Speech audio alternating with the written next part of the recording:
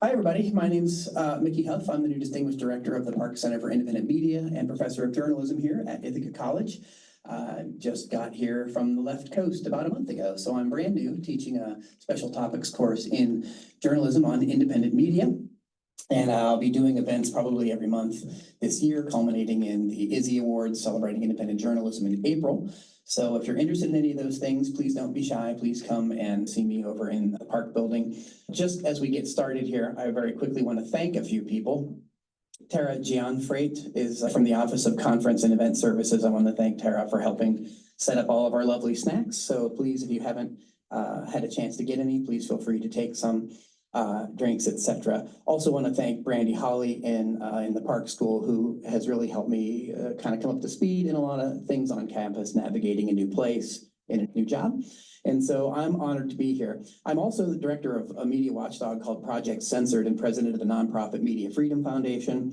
We were founded in 1976 as a media watchdog. I'm the third director. I've been doing that for 15 years. And what we do is we look at the news that doesn't make the news, and we analyze why. We look at the importance of independent and alternative media structures inside a larger corporate so-called mainstream system to give people an understanding of the kinds of diversity and perspectives that are often lacking from so-called mainstream life in a place like the United States that does have freedom of the press.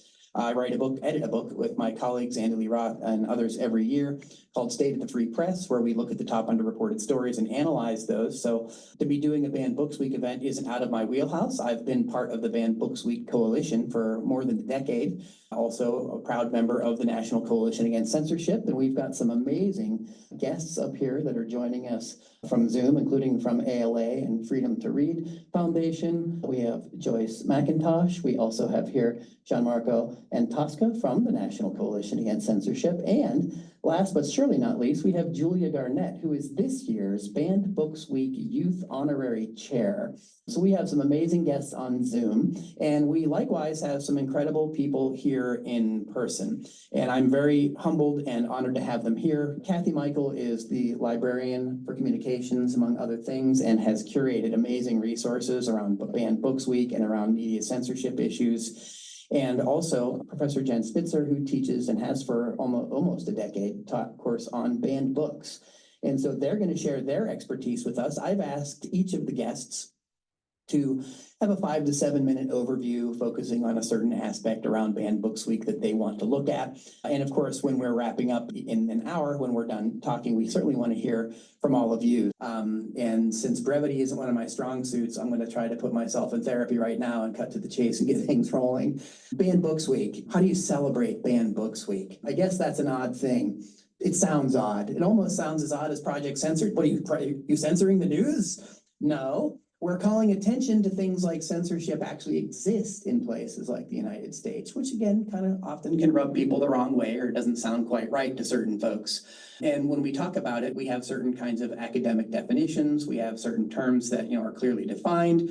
And it actually is part of a field of study, called critical media literacy. And of course, we have some great sponsors for our event today as well, including Project Look Sharp here on campus, and Yashad's over here, the great media literacy minor, the Department of Journalism has sponsored as well. So Banned Books Week celebrates the right to read. And if you go back 42 years now, on the heels of the Pico case, the Supreme Court is a New York case. It was interesting because it was a case that actually, the plurality of the court ruled against the idea of book banning.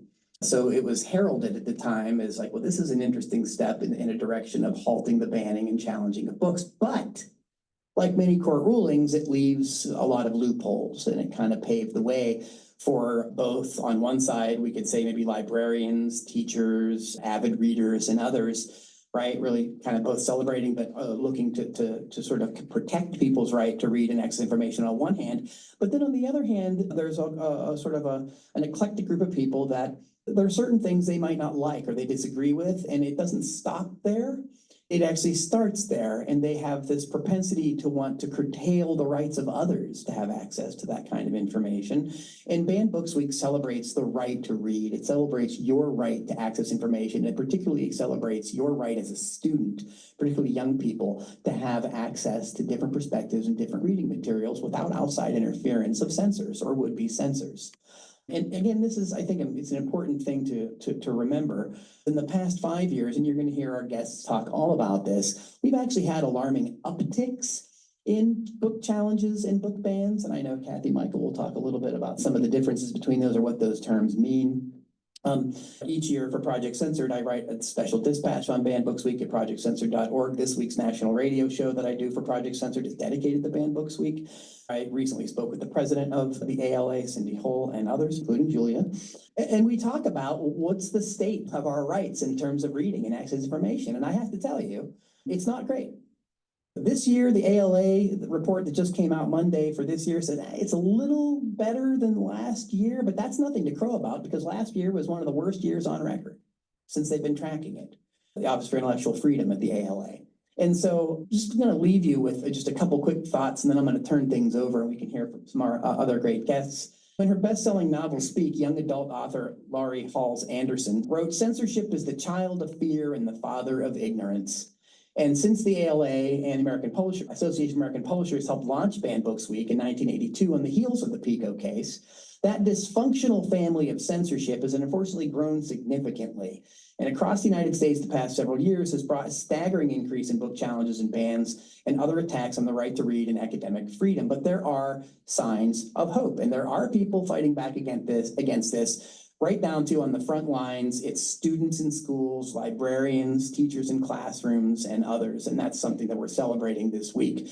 One of the things that you're going to see, of course, come up today is the kinds of books that are challenged, right? And unfortunately, half of the challenges that we see are either books by or about LGBTQIA plus community or BIPOC community. So there's a clear pattern and a trend around this. And it's not just book bans and challenges in libraries. In public libraries, it's now increased too. And there's been a spate of AstroTurf-like organizations and efforts that have tried to pass legislation kind of modeled after what you see in Florida, the sort of anti-woke and don't say gay bills, so-called, and in places like Texas. But over half the states in the country either have laws in place or have bills pending that are curtailing academic freedom. And Banned Books Week is concerned about all of those things.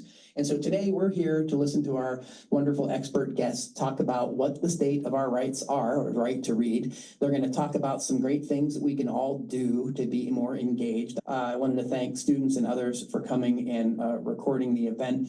And with that, I'm going to turn things over to our first speaker, Kathy Michael from the Ithaca College Library. Thanks, Kathy. Thank you very much. Thanks everybody for coming out here and my colleagues that are on Zoom too. I thought maybe I would just start reiterating the Banned Books Week. It's a national book community celebration of the freedom to read. It was launched in 1982 in response to a surge back then of challenges to books in schools, bookstores, and libraries. And Mickey mentioned the Banned Books Week Coalition, and it brings together the entire book-loving community, which is librarians, booksellers, publishers, journalists, teachers, and all kinds of readers. So it's a giant community. It's not just libraries. You know, you have your booksellers, they want to sell the, books to people. They don't want to be inhibited there. So everybody has a stake in this too. I'll mention with libraries that we do distinguish between books that are challenged from those are banned. So a book challenge is an attempt to remove or restrict materials based on the objections of a person or a group. The banning of a book is the actual removal of those materials. So you might hear a little bit of both in some cases. I noticed in ALA's recent report, and my colleague might speak to this, that sometimes it's being put behind the scenes, and right now it's less accessible. So maybe we need to be even considering the accessibility. And I was thinking last year I read Amanda Gorman's inauguration poem, and her poem wasn't completely banned, but what was removed from some people in that instance. But I started working with some colleagues in the library on bringing attention to the matter since 2013 was the first time.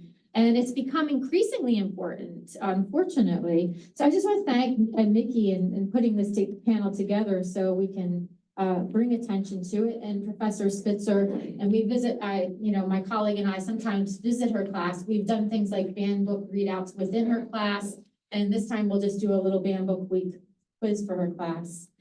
We've also celebrated with the Ithaca chapter of Amnesty International. And we do have a representative, Wales, over here to the left.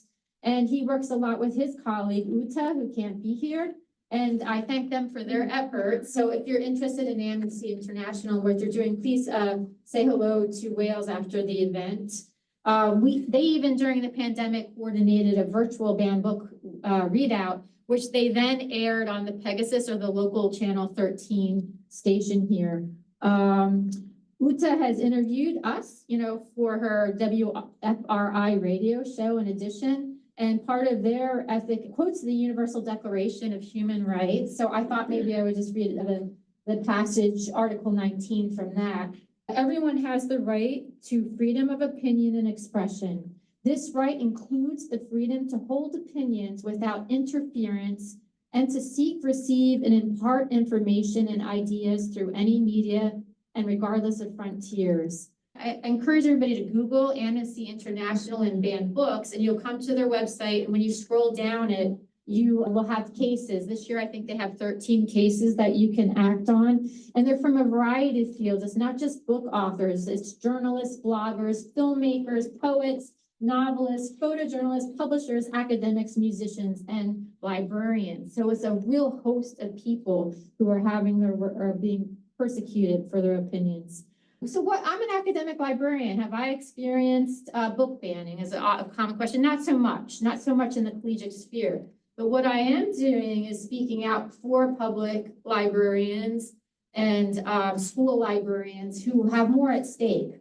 A lot of them are undergoing a lot of name calling and having books removed and their jobs are at stake.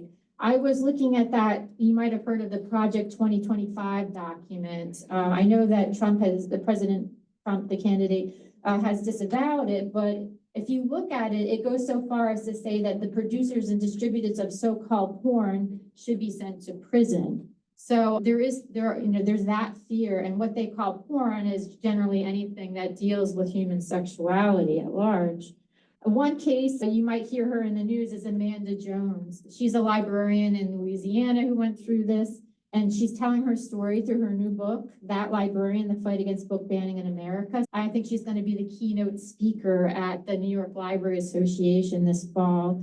Students are interested as well, and so Professor Switzer will talk, but she has 2 classes on the topic.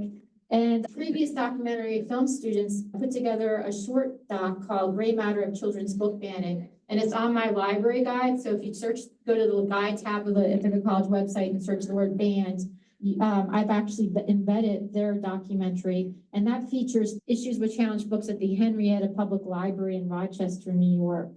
And we have some documentary students here today that are considering doing another feature on the topic. So it is extremely relevant. And that's about what I have to say. I'll pass it along to Professor Spitzer.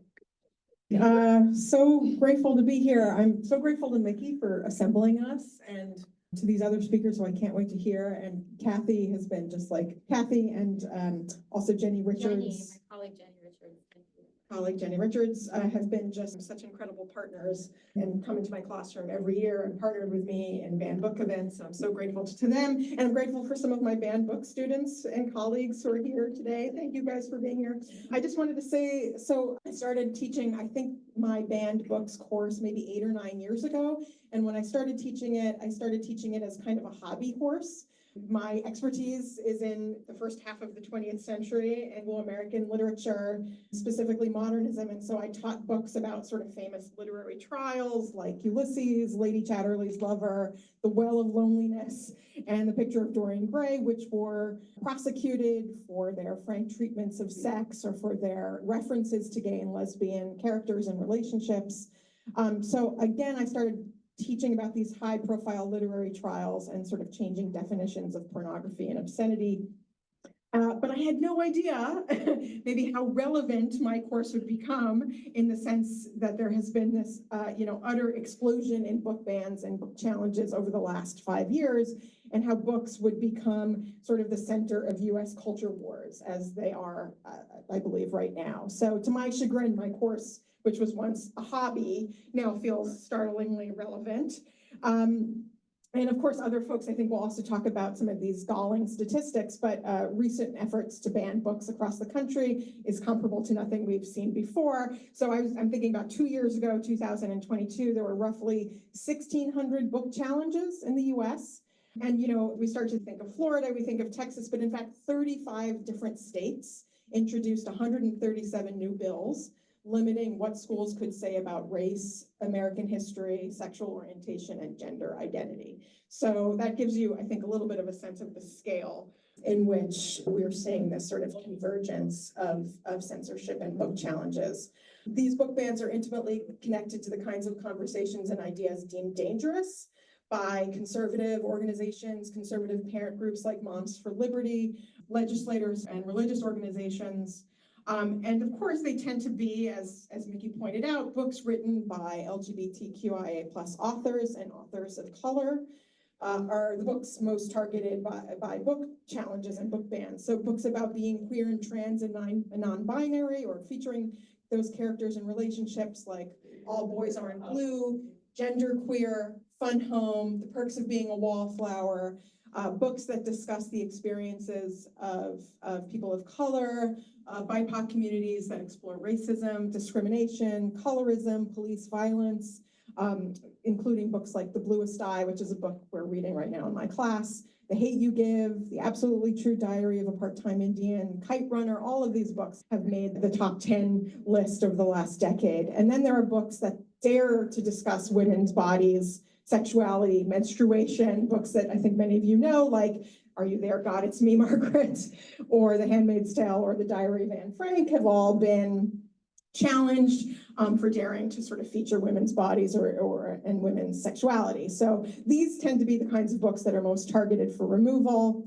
I would just say some of the things that we know, or these are some of maybe my propositions, but I think that we know them more broadly, that discussions about age appropriateness, especially for elementary school children, are important, and parents have the right to weigh in about what their children read. But book bans are rarely about morality or protecting youth. They are more often about controlling the discourse around what can and cannot be discussed in US culture. We know that books are often weaponized to sow greater division. We know that legislators and organizations that try to ban books have usually or often not read the books in question, which continues to be a truth. Book bans, we know, reflect fears of a growing multiracial democracy that is not predominantly white. Book bans reflect fears of gender and sexual diversity and female empowerment. Book bans are often premised on the idea that books are propaganda, that they program or inculcate us to one way of thinking.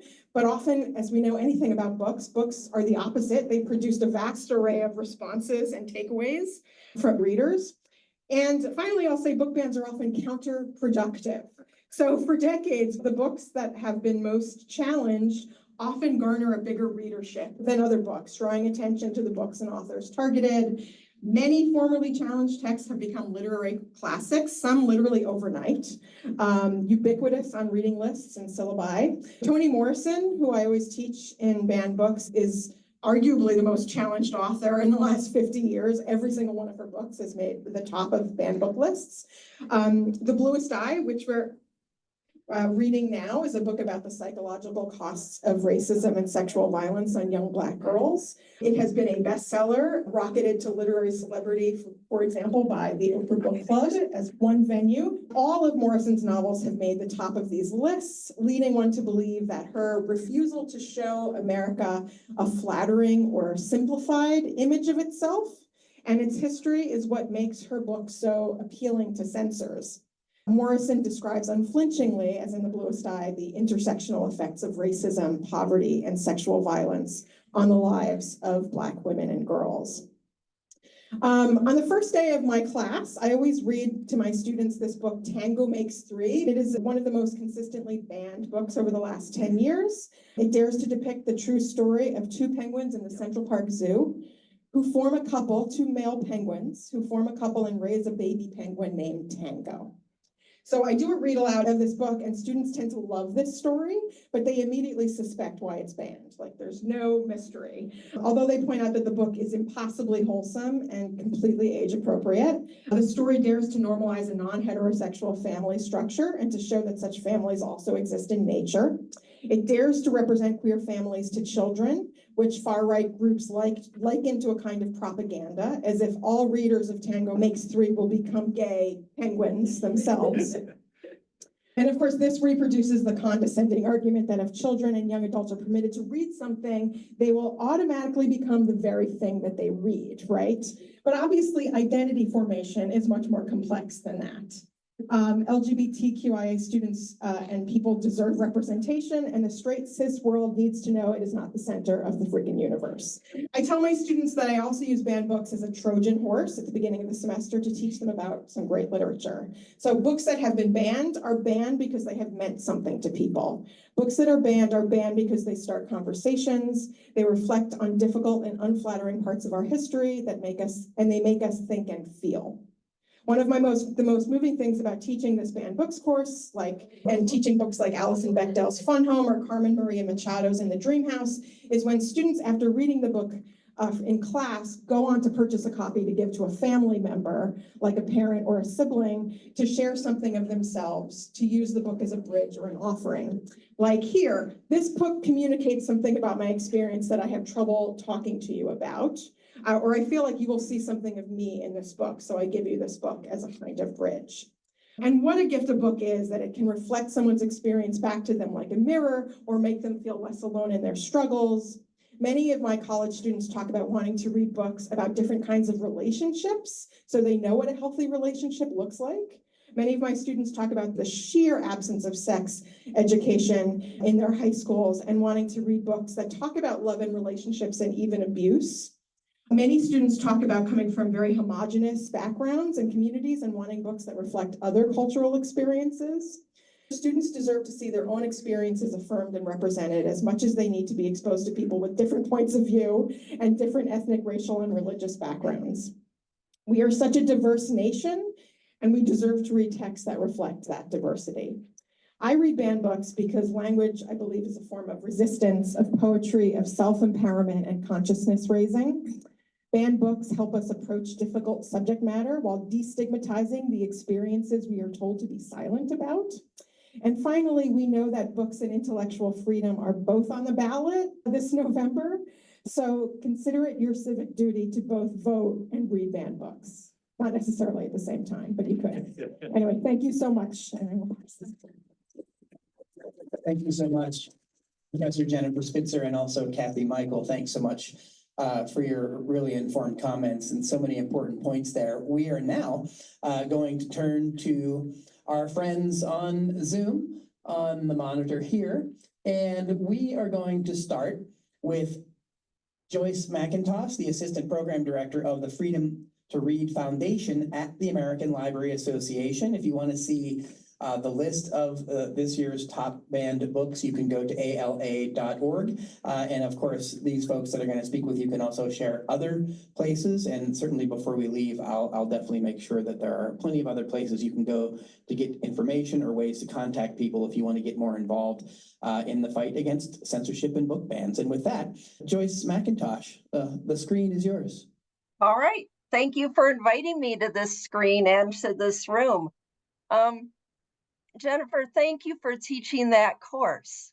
Hearing that list of titles often makes me want to cry. It's so impactful to hear and understand what's happening. So what a valuable thing. Mickey and others, this work takes a village, and coordinating events like this will only expand the village. So I'm so honored to be here. And Gianmarco and Julia, I can't imagine a better virtual panel. I really am honored.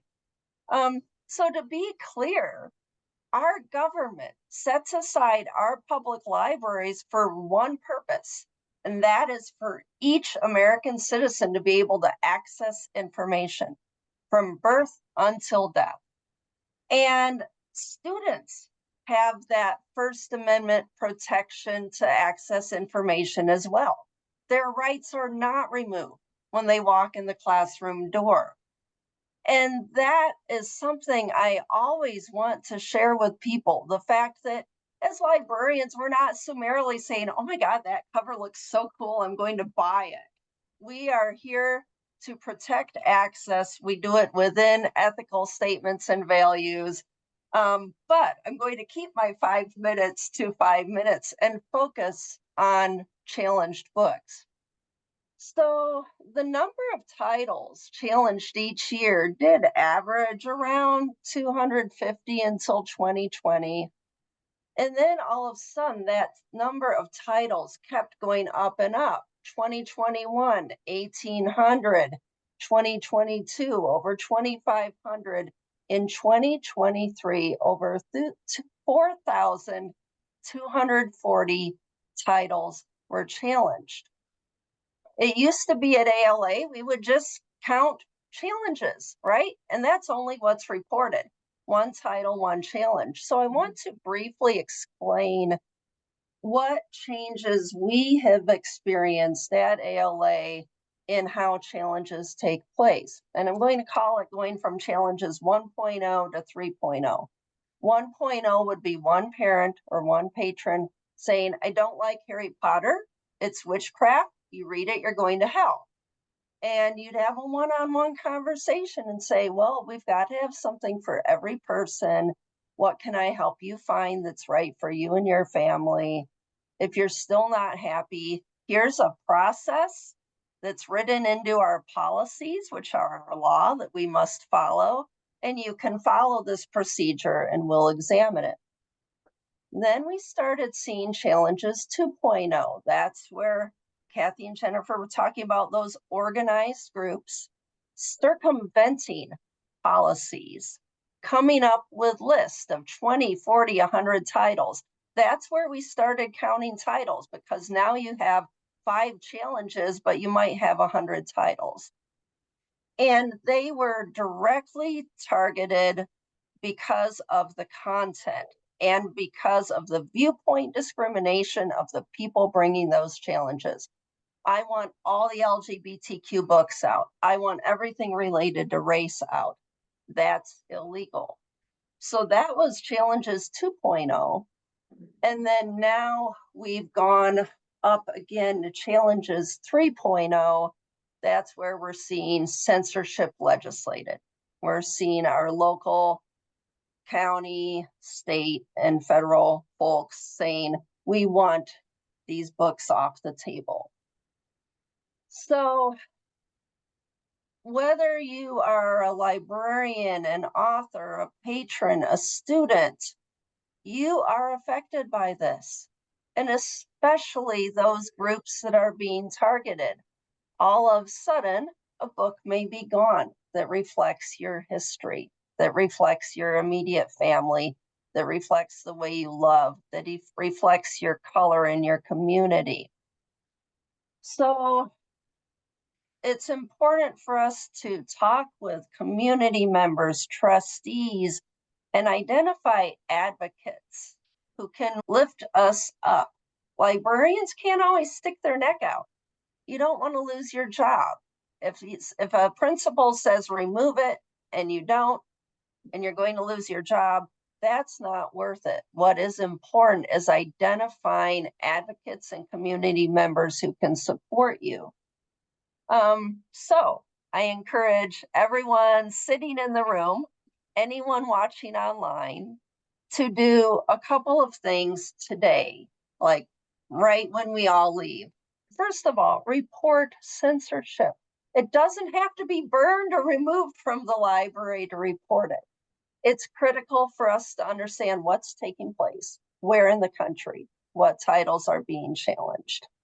If you need help in your community, in your school, in your classroom, in your library, report it to the Office for Intellectual Freedom, challenge reporting. There's a big button, and you can say, hey, I just want it counted. You can say, I don't want to be involved, or you can say, yes, I want help. And we will have a confidential call with you and help you out. The second most important thing you can do, I'm going to pitch uniteagainstbookbans.org. The reason I'm going to pitch that is because it is a grassroots organizing community advocacy tool. If you sign up for that and you include your zip code, and we hear, hey, this is happening in Ithaca, and we need people to write letters or show up at a meeting, here's some talking points, we can send an e-blast to everyone in the area, and that will help get out the word, get out the support. So it's a great grassroots tool. I know that what I've said is a teeny tip of the iceberg, and that's why I'm so thankful for all of our panelists. Before we hear from Jean-Marco, I want to give him a pitch. The Freedom to Read Foundation focuses on education, litigation. That's what separates us from the American Library Association. We're a separate nonprofit, and advocacy. Part of that advocacy is sometimes writing a letter to a board of trustees and saying, whoa, put on the brakes, you're doing something illegal. You're doing it out of viewpoint discrimination. You don't want your patrons to foot a lawsuit bill. And with NCAC, Jean-Marco is doing so much work in that area. So thank you for what you do as a colleague. And I'm glad that everyone is in the room here doing the work they're doing. That gives me hope. Our courts give me hope too, but this gives me hope. So I'll stop at that, Mickey. Thank you. Joyce McIntosh, Assistant Program Director of the Freedom to Read Foundation and American Library Association. Our next speaker is the Youth Honorary Chair of Banned Books Week, Julia Garnett. I had the great pleasure of meeting Julia virtually last week, and we did a great interview on the Project Censored show, which is airing all this week across the country, and folks can go to projectcensored.org and check out our show to hear it. But right now you're going to get to hear Julia Garnett talk about how they got involved in Banned Books Week and what they're now doing. I can also say that I've had the great honor and pleasure of working with the previous two youth honorary chairs of Banned Books Week, Latavian Daniels and also Cameron Samuels. Both of them amazing young people doing incredible work on the front lines. It's often that students are the ones that are they report that these kind of challenges are happening in the first place. So it's really critical that young people can, speak out. And after meeting Julia, again, I always have hope and faith that young people are engaged and, interested and really want to be part of their own futures. But Julia Garnett, I think, really has taken it to another level. And so, Julia, please unmute yourself and tell us about your story. Thank you. Hi, thank you for having me. I'm excited to, be able to share my story on this platform. So thank you again. My name is Julia. I use she, they pronouns. I am a freshman at Smith College, originally from an area outside of Nashville, Tennessee. So I'm making the trek over to the East Coast and kind of exploring something new and making that transition, which I'll try to get to at the end with how I'm kind of transitioning my activism over to college, because that is an adjustment. I'm not on the front lines exactly anymore. So I'm kind of navigating that.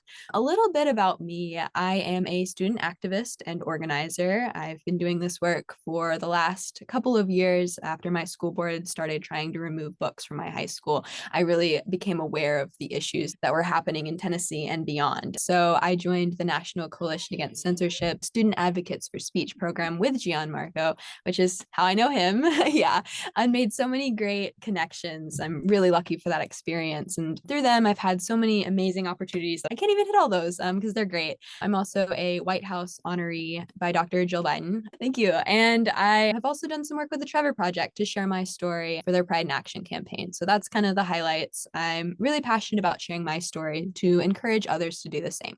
And I think that is something that's so powerful about students' voices, because one voice is the key to unlocking another often. So definitely want to highlight that. In terms of my role in Banned Books Week as the Youth Honorary Chair, I just wanted to hit that as well. I am doing a lot of different online events. So I had the pleasure to interview Ava DuVernay last week, and that's a pre-recorded event that will be coming live with the American Library Association's YouTube channel tomorrow on Wednesday. So check out their website. The ALA's website has a list of a ton of different events you can attend, different panels I'm I'm on, so many other amazing panelists throughout the week. So I definitely encourage you, if you want to learn more, to check out the variety of events with so many amazing people.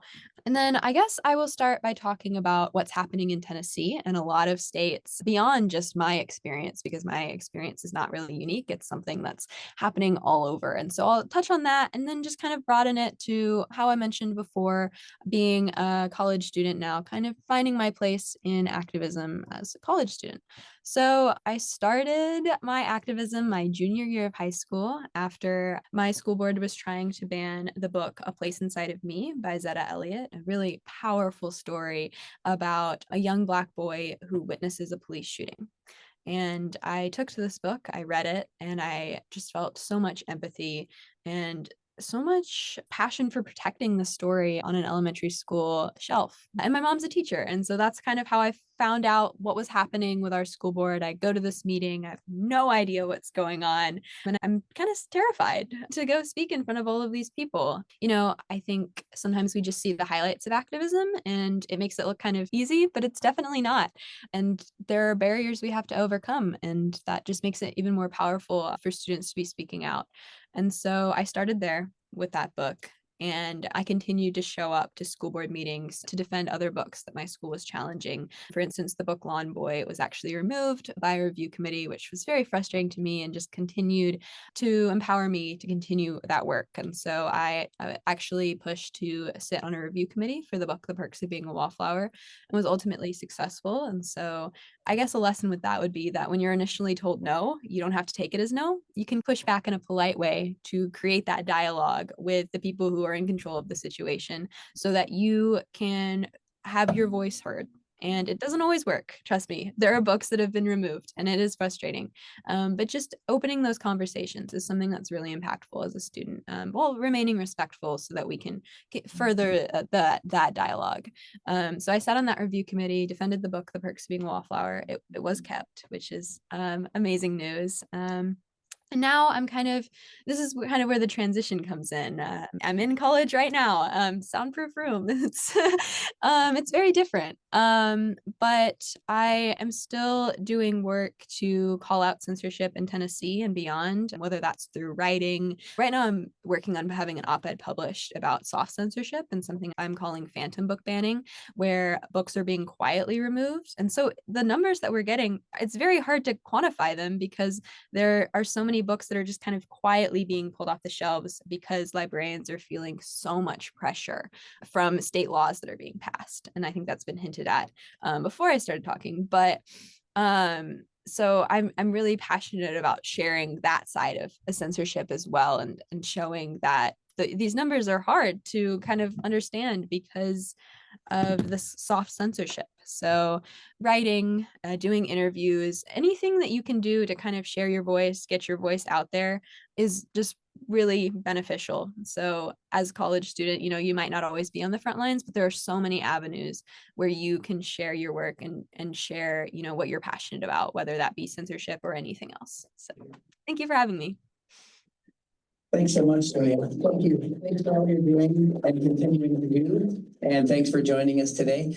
Folks can go to bandbooksweek.org and learn more about the schedule of events.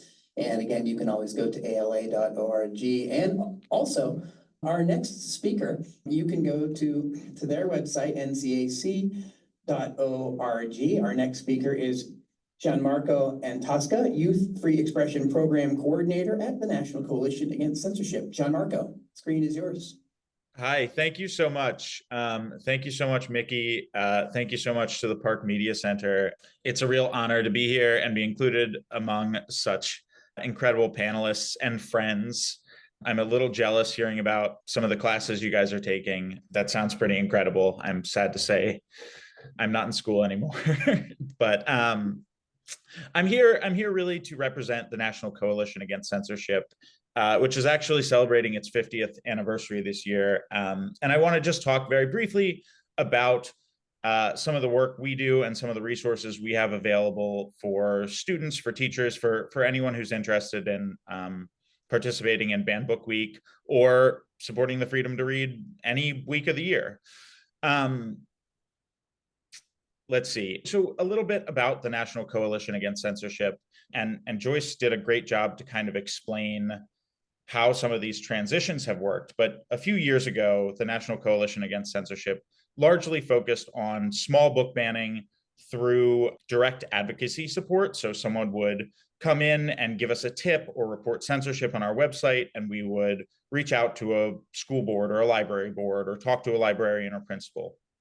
But in the last few years, as Joyce was explaining with her censorship 1.0, 2.0, 3.0, the real structure of what book banning is has kind of changed. We've seen it change, and we've had to address it very differently. And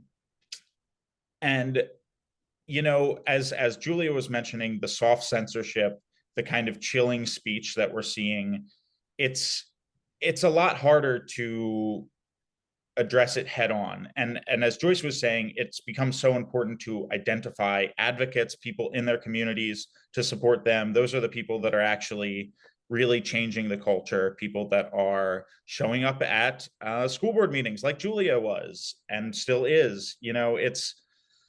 It's so important to have people who are involved, who are speaking up, who are advocating for the importance of these books. I'm going to highlight really quickly, I don't want to take up too much of everyone's time. We're coming up on the end of this, but a couple of NCAC programs and resources that are available to everyone. And the first is the Student Advocates for Speech program.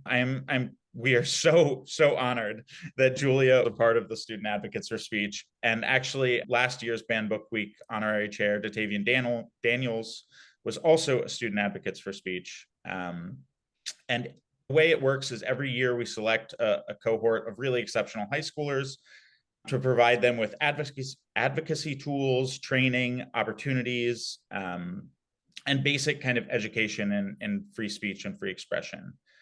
And, a big part of it is really amplifying student voices. Certainly we tried our best to give Julia as many tools as we could, but she was already exceptional. And she's already going to be a star. And, it's an honor to be a stepping stone on her path. But, a big part of, as she was saying, and as we've seen, is the value of student voices and making sure that students and young people understand how important their voices are and the effect that their voices can have at a school board meeting or at a, library board meeting or protesting or writing an op-ed or recording a video or even just, making a TikTok or an Instagram story or something. These things can really change attitudes, they can change communities, they can really fight back against the type of soft censorship that we've been seeing. I think, none of you are high schoolers, I think, but if you know any high schoolers that are interested in joining the Student Advocates for Speech, that opens every year. So starting in spring, we'll be accepting applicants for next school year. If you have any friends or younger siblings or anything that might be interested, you can go to ncac.org/SAS to find out more info about that. And you can also go there to find out, to find some of the great resources we've got. This year, for Banned Books Week, we just put out a great resource featuring a lot of our Student Advocates for Speech testimonials about how banned books have changed their life. We just put together an incredible video of about a dozen or so high schoolers speaking about their experiences and how banned books have changed their life, including Julia. She's in the video. So you guys can check out that video. You can share that. Students have also put together shelf talkers that can be put on banned books, in a library or in a bookstore. Students have written really powerful op-eds. There's a lot of really great resources and a lot of really great voices you can find there.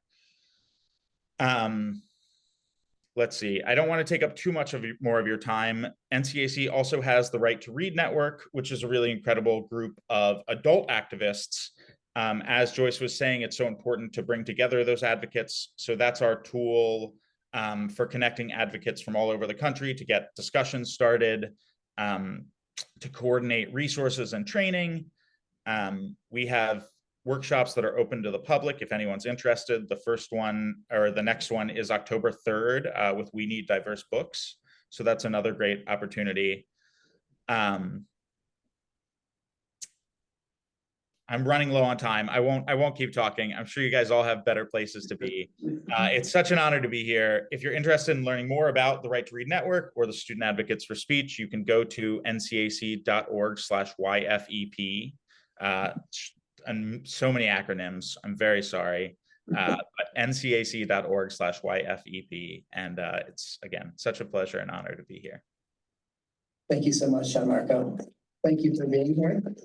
Thank you to Julia, and thanks to all of you here. We have a few minutes left in our presentation. I'll do my best impression running around with the microphone to hear any comments or questions any of you have. Anybody here? Yeah. Hi, I had a question. I kind of wanted to hear more about why student voices, high schoolers especially, are important in this advocacy. Yeah. Oh, yay. Okay. Okay, so why student voices are so important, particularly high school students, is because they are the most affected by these book bans. When books are pulled off the shelves, these high school students don't have access to them. I mean, this applies for middle and elementary school students as well. But I think at the age of high school, you know, you're kind of at the point where you're starting to explore, and it's really important to have, you know, diverse perspectives. It's just as important when you're young, but I think you're getting that agency as you enter high school. And so just being able to access diverse materials and having the ability to defend your right to do that is something that is, you know, protected by the First Amendment. It's, you know, the right to free speech. So enabling students to go out to school boards, to use their voices on social media platforms, writing letters to your state legislature, like things like that. We need to make sure that high school students feel heard, because I know it was hard when I first started speaking out to find a place, because a lot of the times I would walk into a room and sometimes I'm still like the youngest person there. And so just making sure that high school, you know, it can be lonely, but I think building these communities in an online space is great as well, and just continuing to empower those voices, because it's just so important at that age. And, you know, I talked a little bit about review committees, and I think it's so important, especially at the high school level, to have students represented, because we are the ones reading these books. We are the ones, I say we, I just entered high school or college, but, you know, high school students are the ones reading these books, and they're the ones who are really forming these them. And, you know, parents still have those opinions, and they're on review committees as well. So I think just, you know, having that representation empowers students. We have time for one more question or comment before concluding remarks. Anybody else? Cool, I get the last word. Okay, so, hi, everybody. Project Look Sharp here at Ithaca College. We work with school librarians all over the US and just want to know about what we can do specifically about Moms for Liberty, Turning Point USA, these other incredibly well-funded, pretty horrific organizations that have a lot of power and a lot of voice. And how can we counteract that? Either Gianmarco or Julie? I'll take a quick stab at it if that's okay with you, Julia. I would love, you know, to kind of follow up on what Julia was saying about the importance of youth voices. I think so much of the kind of argument that groups like Moms for Liberty or other sort of, you know, questionable or questionably funded groups make is so often about the immaturity of young people, and, you know, we have to protect them, and it's couched in this language of parental rights. So actually, you know, to follow up on what Julia was saying, it's so important to get youth out there and speaking, because it's an obvious counter to the sort of argument that young people are immature, or that they're incapable of engaging with these things, or that we need to shelter them. So I think that's really one of the biggest things, in my opinion, that goes a long way. But it also it's so important to address these things at a larger scale. So we're a nonpartisan organization. I can't tell you who to vote for or what to vote for, but it's important to support democratic engagement, to support an engaged citizenry that is, going to school board meetings, maybe running school board, running for local office, getting engaged with local politics and regional politics and national politics. Yeah. Thanks, Gianmarco. Thanks so much for joining us today, Gianmarco and Julia and Joyce, who had to leave early. I have just a couple quick concluding remarks. Interestingly, I certainly will be keeping other groups and other people in the community in mind moving forward. I'll be doing events this and next year. That's what I'll be doing at the Park Center for Independent Media. Again, my name is Mickey Huff. It's been an honor to host all these wonderful folks today. Certainly thanks to Jen Spitzer and Kathy Michael here at Ithaca College with English and the library for being here and participating. And just in conclusion, to kind of summing up some things, I actually just wrote about Moms for Liberty and the AstroTurf campaigns and things we can do about that. But just kind of coming back to sort of grounding it in some of the social sciences and why Banned Books Week is so important. Study after study after study has shown that the curation of a curriculum that excludes certain identities, especially around issues of race, gender, class, and sexuality, harms student development and learning, whereas the inclusion of such culturally responsive pedagogy remarkably improves student growth. This is data. This isn't talking head punditry or opinions. This is data. Right, this is information that tells us this. As this year's theme for Banned Books Week suggests, we are freed between the lines of text, not only when we see our own diversity mirrored back to us, but also when we read beyond our own experiences and embrace, as both teachers and lifelong learners, those from other backgrounds and different walks of life. Reading is literally an exercise in liberation, and censorship has no place in that vital process. We need independent media watchdogs like the American Library Association, Banned Books Week Coalition, National Coalition Against Censorship, and yes, I dare say Project Censored, where I'm director, to stand as bulwarks against any censorious efforts to silence the narratives of our unique and diverse society. As educators, we need to practice what we teach. As citizens of a free society, we must speak out against the suppression of ideas, identities, and ideologies that challenge the status quo. The evolution and perhaps survival of our democratic republic demands it. Do your part by reading and sharing the list of top banned books this fall. No time like the present. Start this week celebrating banned books. You can go to ala.org, bannedbooksweek.org, ncac.org, projectcensored.org, and you can certainly get in touch with me, Mickey Huff, anytime. I'm at the Park Center for Independent Media, 257 in the Park building. I wanted to thank everybody for being here today. It's been wonderful to see you all, and I especially thank all of our amazing guests. Gianmarco and Julia, thanks for sticking around, and we'll see you again.